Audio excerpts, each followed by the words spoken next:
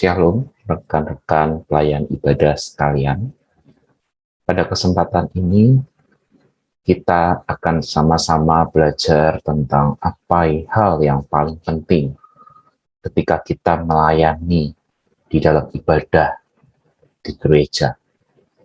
Materi yang akan saya bawakan ini, saya mengambil referensi dari buku Worship Matters yang ditulis oleh Bob Kauflin, bagian pertama dan kedua yang akan saya bahas pada kesempatan ini.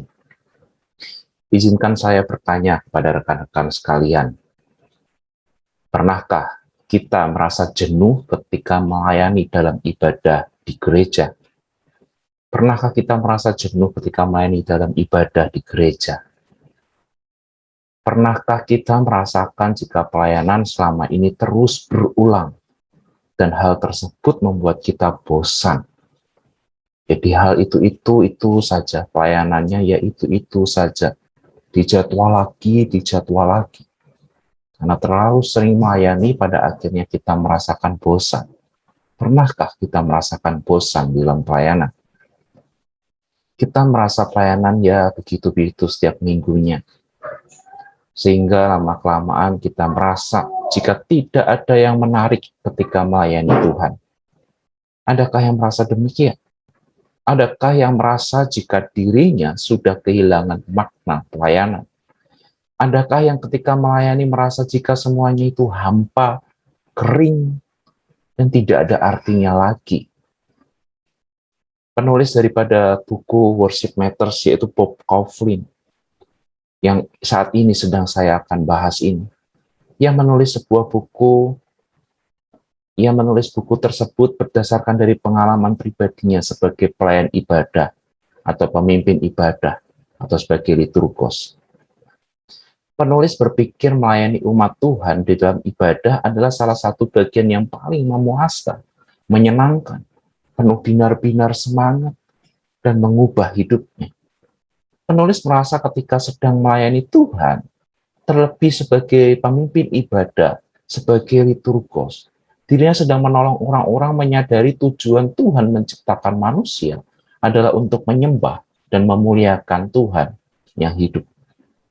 Namun tanpa disadarinya, sebelum dia bertobat, tanpa disadari, pelayanan sebagai pelayan ibadah, sebagai pemimpin ibadah, pada akhirnya lama-kelamaan membuat dirinya kehilangan makna atau hal penting di dalam pelayanannya sendiri. Sehingga pada akhirnya hal tersebut membuat dirinya menjadi bosan, menjadi jenuh, menjadi gersang, karena merasa pelayanan berjalan ya sebagai rutinitas setiap minggunya. Sebenarnya apa sih yang hilang? Atau apa yang salah? Ketika kita merasakan bosan karena pelayanan menjadi rutinitas semata. Terlebih di dalam suasana pandemi ini kita merasa bosan, merasa jenuh. Apa sebenarnya yang salah dengan kebosanan kita? Apa yang salah ketika kita melayani di dalam ibadah di gereja? Kita dapat membawa jemaat menyembah Tuhan, namun diri kita sendiri kering dan kehilangan makna atau kehilangan gairah di dalam pelayanan. Apakah karena terlalu banyak tantangan di dalam pelayanan?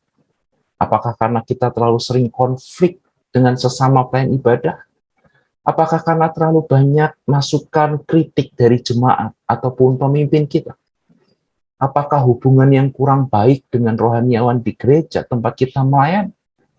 Sadarkah kita jika yang membuat kita merasa hampa dan bahkan bosan dan bahkan gersang ketika melayani Tuhan tidak disebabkan semata-mata oleh karena semua hal yang sudah saya sebutkan tersebut. Karena inti permasalahan kebosanan kita, kehampaan kita, kekeringan diri kita bukanlah akibat masalah dari luar diri kita. Kalau gitu dari siapa? Sebenarnya masalah itu muncul dari dalam diri kita sendiri. Permasalahan dalam pelayanan kita menyangkut tentang apa yang paling kita kasih. Jadi ketika kita melayani, sebenarnya kita bisa bosan atau tidak bosan. Tergantung tentang pemaknaan, tentang tujuan, tentang siapa yang sebenarnya kita kasihi di dalam pelayanan. Apakah kita sedang mengasihi Tuhan, atau kita sebenarnya sedang mengasihi sesuatu yang lain, atau kita sedang mengasihi banyak hal lainnya? Kita perlu menyadari kalau ada hal-hal lain yang kita kasihi dan utamakan, dan hal itu dapat menggantikan Tuhan dalam hidup ini. Maka itu berarti kita sebenarnya sadar atau tidak sadar sedang terjebak di dalam penyembahan berhala. Kita sering berpikir bahwa penyembahan berhala ya yang dilakukan orang-orang di zaman masa perjanjian lama. Membangun mezbah, membangun patung, kemudian mempersembahkan korban bagi berhala-berhala dewa-dewa mereka. Kita harus perlu memahami jika penyembahan berhala adalah perangkap terbesar yang harus dihadapi dan memang nyata kita hadapi sebagai umat Tuhan, termasuk kita para pelayan ibadah. Sekalipun memang penyembahan kita tampaknya sedang menyembah Tuhan, kita tidak sedang melakukan ritual penyembahan dewa-dewa seperti orang-orang di dalam perjanjian lama. Tetapi justru itu tidak kalah berbahayanya dan mudah sekali menjebak kita pada penyembahan berhala. Kita harus menyadari bahwa Tuhan tidak suka kalau kita mencari atau terpikat bahkan menyembah berhala, menyembah Allah-Allah lain. Di dalam 1 Yohanes 5 ayat 21 di sana dikatakan, anak-anak, waspadalah terhadap segala berhala. Kita sering tidak menyadari jika sebagai pelayan ibadah di gereja, juga kita terlibat di dalam penyembahan berhala. Kok bisa? Bukankah tadi disebut kita kan tidak menyembah dewa-dewa? Lalu apa yang bisa membuat kita menyembah berhala? Berhala yang sering kita sembah sebagai para pelayan ibadah, yang tidak terlihat, tetapi itu sangat menjebak dan menjadikan kita penyembah berhala.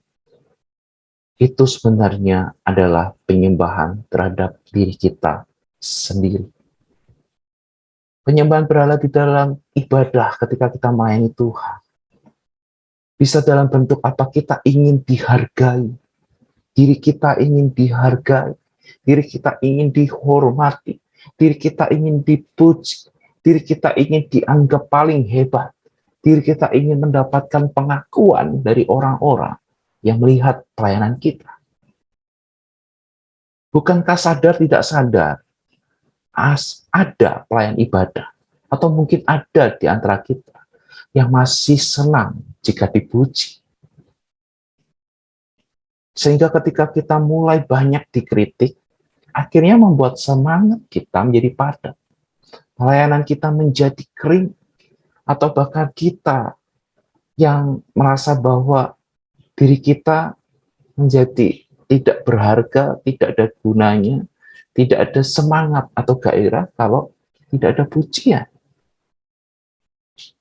Atau bahkan ada orang-orang yang karena sudah terlalu sering dipuji, dia merasa bahwa dirinya kering dan bosan karena dirinya sudah tidak lagi mampu membuat sesuatu yang lebih lagi, sehingga orang lain dapat memberikan pujian yang juga lebih lagi. Sebagai orang Kristen atau pelayan ibadah, kita terkadang menyerupai bangsa yang dilukiskan di dalam 2 Raja-Raja, pasal yang ke-17 ayat 33. Di sana dikatakan bahwa mereka berbakti kepada Tuhan, tetapi di dalam pada itu mereka juga beribadah kepada Allah mereka. Yang artinya kita seringkali terlihat sedang melayani Tuhan dalam ibadah di hari Minggu ataupun di hari-hari yang lain. Kita seakan sedang menyanyi, kita seakan sedang mengangkat tangan menyembah Tuhan, kita seakan sedang meneteskan air mata untuk Tuhan, kita sedang memainkan alat musik, namun tanpa disadari kita juga sedang aktif melayani Allah-Allah lain, melayani berhala-hala kita, dan kita sedang melayani diri kita sendiri. Kita seringkali mengaku mengasihi Tuhan, namun sebenarnya kita sedang mengasihi berhala-berhala kita juga. Penulis buku juga pernah melakukan hal yang sama. Penulis buku tersebut sebelum mengalami pertobatan dan pemahaman yang benar, penulis buku tersebut satu sisi Ketika melayani Tuhan, di satu sisi dia sedang menyembah Tuhan. Namun di sisi lain ia sedang mencari kemuliaan bagi dirinya sendiri. Tanpa disadari penulis sempat memberhalakan popularitas musik, memberhalakan popularitasnya, memberhalakan musiknya, memberhalakan kemampuannya, memberhalakan keunggulan dia di dalam pengetahuannya, di dalam pelayanan. Penulis pernah merasakan ingin dikagumi. Penulis ingin mendapatkan penilaian yang tinggi, pujian terhadap dirinya. Penulis ingin sekali banyak orang memperhatikan talenta yang dimilikinya, keahlian dan usaha yang dilakukan. Semua hal yang pernah dilakukan penulis tersebut adalah suatu tindakan yang merampas kemuliaan Tuhan. Demikian halnya kita juga terkadang atau seringkali terjebak di dalam penyembahan berhala, sebagaimana penulis pernah terjebak di dalam penyembahan berhala. Satu sisi kita sedang melayani Tuhan di gereja, sebagai liturgos, singer, pemusik, dan lain sebagainya. Namun di sisi lain kita juga sedang melayani dan menyembah diri kita sendiri. Satu sisi kita ingin memuliakan Tuhan, kita sedang memuliakan Dia. Namun di sisi lain kita sedang ada di dalam agenda kita sendiri yang menguasai hati dan pikiran kita. Kita sedang menunggu pengakuan, pujian dari orang lain terhadap diri kita. Kita sedang lebih mengasihi diri kita, bukan mengasihi Tuhan. Rekan-rekan pelayanan yang kita lakukan, sebagai umat Tuhan, sebagai pelayan Tuhan, kita harus memiliki kerendahan hati. Kita harus menyadari jika kita bukanlah apa-apa tanpa keberadaannya dalam kehidupan kita. Oleh sebab itu, tidak ada hak kita untuk memuliakan diri kita sendiri. Kerendahan hati dan kesadaran, kita harus menyadari bahwa kita butuh Tuhan. Ketika kita mau rendah hati, kita harus menyadari bahwa kita perlu Tuhan. Sehingga ketika kita dengan kerendahan hati kita, bahkan diri kita menyadari bahwa kita perlu Tuhan. Maka disitulah kita tidak lagi haus akan pujian. Kita tidak akan lagi haus atau mencari pengakuan dari manusia, karena memang kita bukanlah apa-apa tanpa Tuhan. Sadarilah jika pengorbanan Kristus di atas kayu salib bagi kita manusia yang sebenarnya pantas binasa, itu sudah jauh lebih cukup bagi kita. Bukankah keselamatan yang sudah Kristus berikan bagi kita, itu menandakan bahwa kita bukanlah apa-apa. Kita tidak bisa apa-apa tanpa Kristus Yesus Tuhan kita. Kita sudah diselamatkan oleh Kristus dan itu adalah pengakuan dari Kristus bagi setiap kita. Dan bukankah pengakuan dari Kristus lebih daripada sekedar pengakuan yang kita dapatkan dari manusia?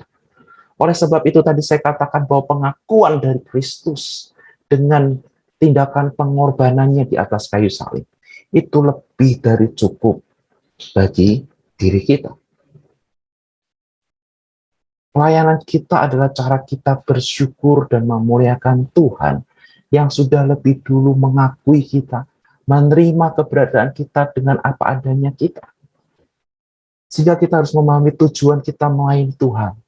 Bukan lagi untuk mendapatkan pengakuan terhadap diri kita. Bukan lagi mendapatkan popularitas. Bukan lagi mendapatkan pujian. Melainkan sebagai luapan ungkapan rasa syukur yang keluar dari hati kita yang terdalam. Oleh sebab itu, fokuslah melayani Tuhan, bukan melayani diri kita sendiri. Jangan lagi memberhalakan diri kita sendiri, atau memberhalakan hal lain di sekitar kita.